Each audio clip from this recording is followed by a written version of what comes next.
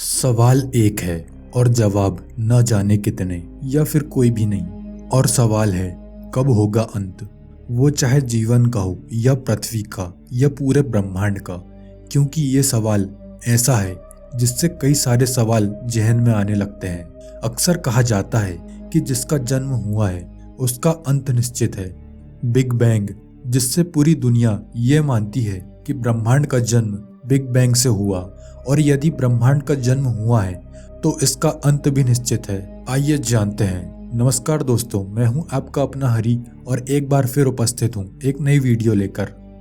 आमतौर पर यही माना जाता है कि आज से लगभग 14 अरब साल पहले एक छोटे से बिंदु में विस्फोट हुआ जिससे इस ब्रह्मांड का जन्म हुआ, और जन्म से आज तक ये फैलता जा रहा है।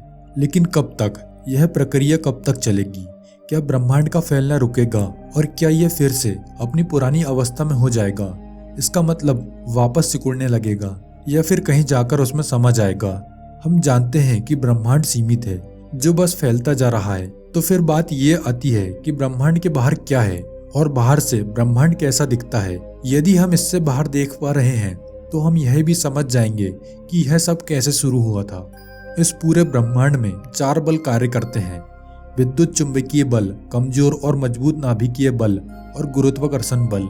गुरुत्वाकर्षण बल को छोड़कर बाकी तीनों की पावर बहुत ज्यादा है, लेकिन ये कम दूरी पर प्रभावशाली होते हैं। वहीं गुरुत्वाकर्षण बहुत दूर तक इफेक्टिव होता है। इसी के कारण ब्रह्मांड अपने आकार में है। ब्रह्मांड की हर वस्तु गुरुत्वाकर्षण बल से बंधी है। यदि यह बल समाप्त हो गया तो पूरा यूनिवर्स डगमगा जाएगा और सारे ग्रह, आकाशीय पिंड आपस में टकराने लगेंगे।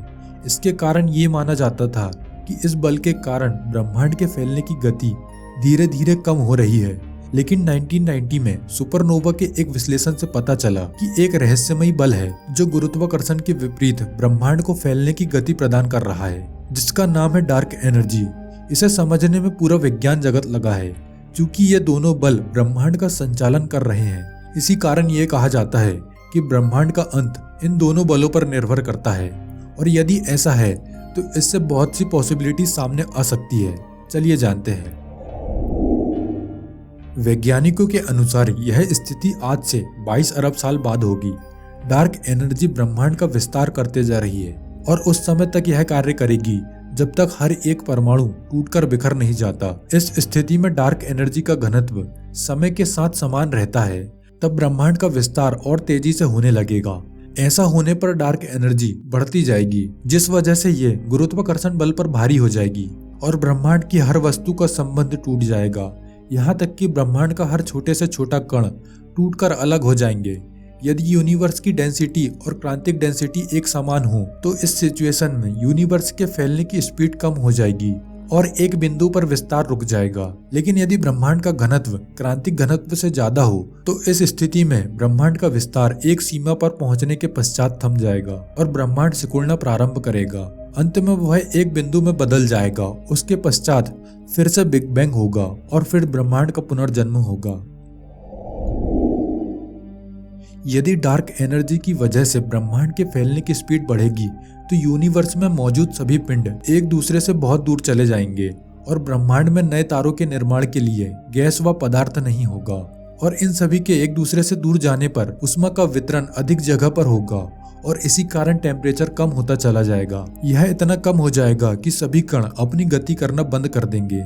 इसके साथ ब्रह्मांड में धीरे धीरे तारे खत्म होते चले जाएंगे और सभी तरफ केवल अंधकार हो जाएगा। अभी हमने जाना कि कैसे डार्क एनर्जी ब्रह्मांड को फैला रही है। यदि वह इसके विपरीत फैलाने की जगह इसको सिकोड़ने लगे, ऐसे में गुरुत्वाकर्षण बल अधिक इफेक्टिव हो जाएगा, जिसकी वजह से ब्रह्मांड एक बिंदु में फिर वही अवस्था में आ जाएगा जहां से इसने चलना प्रारंभ किया था और फिर महाविस्फोट की स्थिति बनेगी।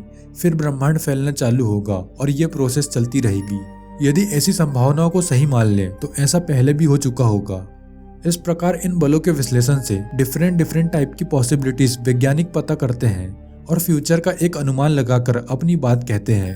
लेकिन यदि इस ब्रह्मांड के बारे में ये कहा जाए कि ब्रह्मांड का जन्म ही नहीं हुआ, यह शुरू से मौजूद है, तो ऐसा भी हो सकता है जिस ब्रह्मांड को हमने आज तक जाना है उससे बाहर एक और ब्रह्मांड हो। एक क्या, ऐसे कई और भी हो सकते हैं। खैर, ये सवाल ऐसे हैं जिनके जवाब ढूंढने पर कई सारे सवाल सामने आ जाते हैं और जवाब किसी का नहीं होता, और कोई भी इन सारे सवालों का जवाब आज तक प्रमाण के साथ नहीं दे पाया। दोस्तों, वीडियो पसंद आए तो वीडियो को लाइक कर चैनल को सब्सक्राइब जरूर करें। मिलते हैं अगली वीडियो में। धन्यवाद।